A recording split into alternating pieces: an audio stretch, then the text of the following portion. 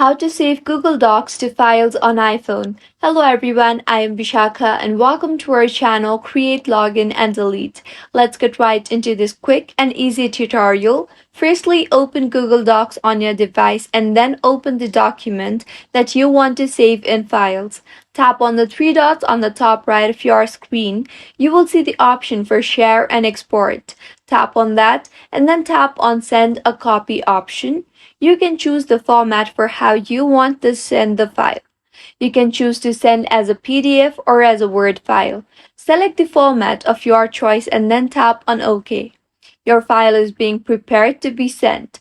You will see various options now. You can send the document to anyone in any social media platform too.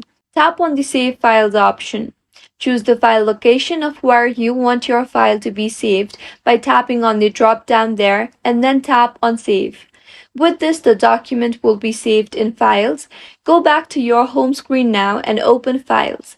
Locate the document we just saved and you can see the document has been saved successfully in Files. If you find this tutorial helpful, do subscribe to our channel. Thank you for staying with us until the end.